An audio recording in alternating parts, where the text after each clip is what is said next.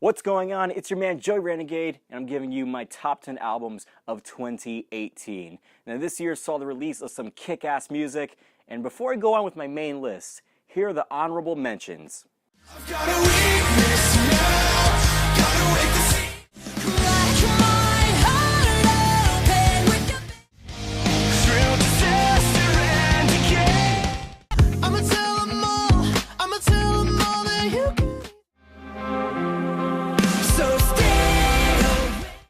It's all about you.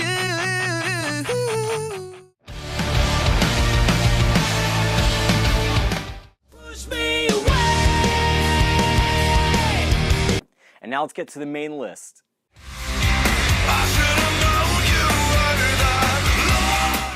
To me, this was what a modern nu metal band should sound like. This album was full of heavy guitar riffs that were also memorable. You had pounding bass, pounding drums, and then just chaotic vocals that were both beautiful in the clean singing and then just vicious and guttural in the screams. This band was able to truly find their identity with this album, and overall, one of the best ways to start off 2018.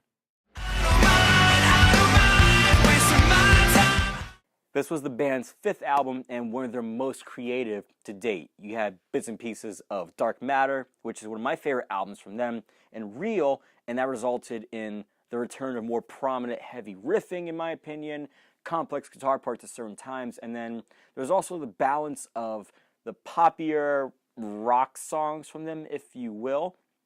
But what I also liked about this album was that if you're a fan of surprises, then this album was definitely for you. The guest appearances were freaking awesome. You had Sincerely Collins, who's a rapper, feature on the track Human, Danny Worsnop from Asking Alexandria making his guest appearance on the track Stare at the Sun, which has amazing screams on it, which I wish were on Asking Alexandria's latest album.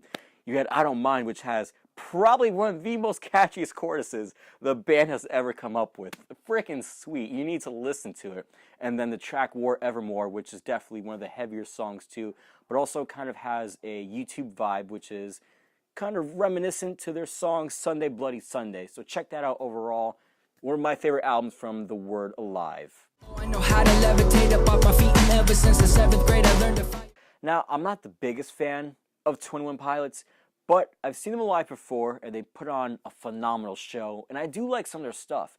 But with this album, it made me become more of a fan, just a little bit. It's still a work in progress, but nonetheless, this is the album where I realized that this was a game changer. This was their best album to date.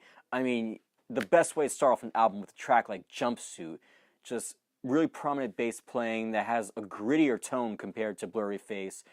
And then Tyler Joseph's screams at the end of the track were just so memorable. On top of that, you also had songs like Morph, which had the nice falsetto R&B vocals that kind of caught me by surprise. You had Levitate, which had flawless rap deliveries overall. So this is an album that had slick production, and it was definitely cohesive in my opinion.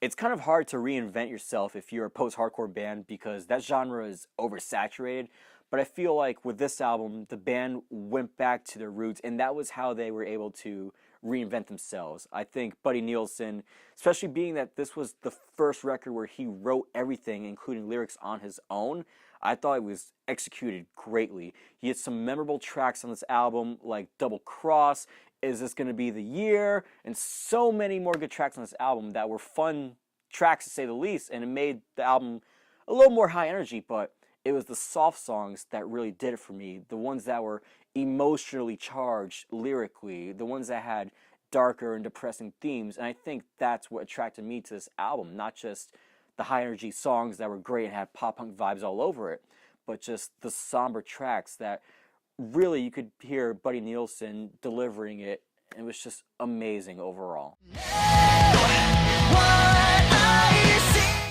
As much as I love pop punk, it's starting to become a little oversaturated. And with this album, they were able to make themselves stand out from their other contemporaries. What I loved about this was the overall change in sound. I like when a band puts risk in their music, and I think As It Is did that, going from their pop rock and their pop punk sound to a more darker post-hardcore and emo sound. I mean, it's their first concept album about mental health issues and analyzing societal issues. And then you have them exploring themes of toxic masculinity too, like in the track The Stigma, Boys Don't Cry. Overall, I thought it was a great album. It's definitely their best, especially because of the drastic change in sound and them executing it perfectly. Ah, yes. One of my favorite albums from this past summer, and it was definitely one that I was constantly jamming to during Warped Tour season. This was them returning to a signature pop rock, pop punk sound that was catchy as hell. I mean, you had a great opening track, Never Sure, and you had other tracks like It's Not Hard to Be Religious, and I'm not going to say the rest of the title because it's too damn long. You had just overall catchy, high energy songs, and then the acoustic ballads, which were basically career defining in my opinion. And then you had some great vocal harmonies from Derek and Jake that are some of their best in years. Overall, it was a good combination of the sound in A Lesson in Romantics and then their self-titled album too. And overall, that resulted in one of their best albums of their career and one of the best albums in pop punk music in 2018. Ignite the fire inside. This is a Breaking Benjamin that I love. Overall, you have some memorable songs on this album like Torn in Two, Tourniquet, The Dark of You, Psycho. I can go on and on about this album, but overall, this is just one of those albums that is truly for the fans, and you need to listen to it in order to understand my appreciation for it. This is easily one of their best albums to date, and I prefer this over their self-titled album, if I'm being honest. Now, when I was listening to the album, of course, there was this huge turnover vibe all around, but it's still the story so far. You do have their signature pop-punk melodic sound, and then you also have the inclusion of dreamy atmospheric textures, which are included in the tracks Take Me As You Please, Upside Down, and Line, and those are definitely some of my favorite tracks off the album. And what really pulled me into liking this album was the lyrics from Parker Cannon addressing his addiction and just him feeling burned out. I love when singers, especially in the world of pop punk, are brutally honest and deliver honest lyrics. So nonetheless, Proper Dose, one of my top 3 albums of 2018. You still care. Every time Dance Gavin Dance drops a new album, it is big nut galore. This is their best album with Tillian Pearson because of, from start to finish, number 1, it has bangers all over, and number 2, it has just chaotic masterclass musicianship.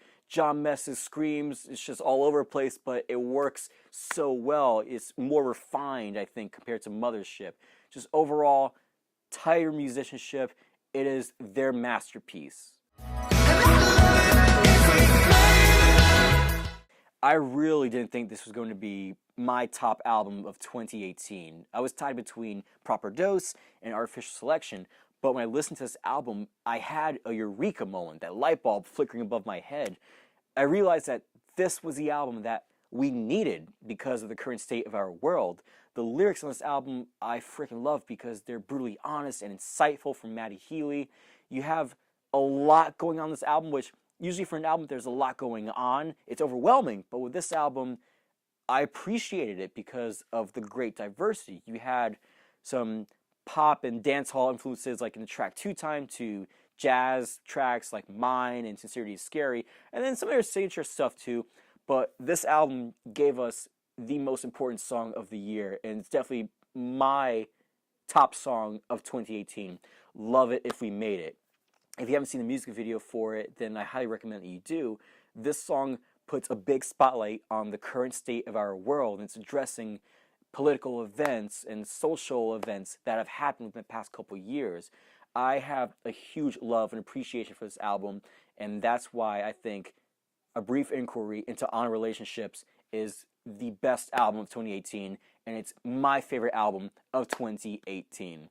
That does it for me. I'm your man, Joey Renegade. Let me know what were your favorite albums of 2018, whether it's your top 10, your top 20, or just you have a couple of favorite albums overall. Let me know. Comment right down below. Until then, much love and good vibes. I'll see you next time.